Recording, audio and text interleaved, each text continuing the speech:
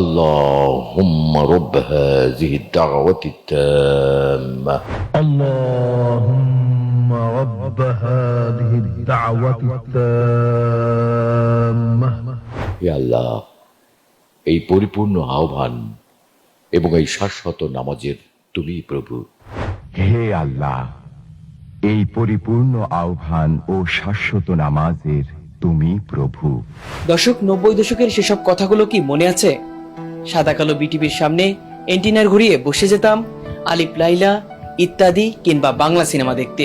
আজানের সময় মক্কার সেই চিরচেনা আজান, দরাজ কণ্ঠে ভেসে উঠত আজানের দোয়া। আরবি উচ্চারণের পাশাপাশি বাংলায় উচ্চারণ হতো।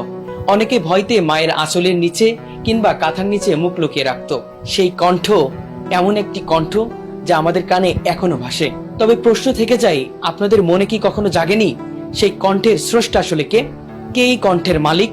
দর্শক, আজকে আমরা আপনাদের হৃদয়ে প্রবেশ করে সেই প্রশ্ন জাগিয়ে তুলছি। তিনি আর কেউ নয়, সেই কণ্ঠের পেছনে আছেন আমাদের কিংবদন্তি ভয়েস আর্টিস্ট সৈয়দ ইসমত তোহা।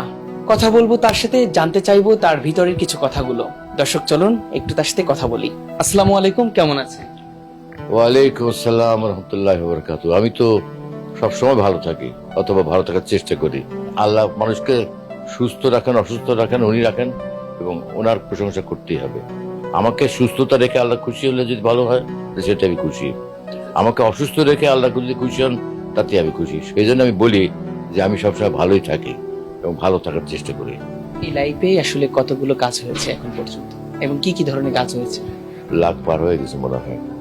কি কি ধরনের কাজ?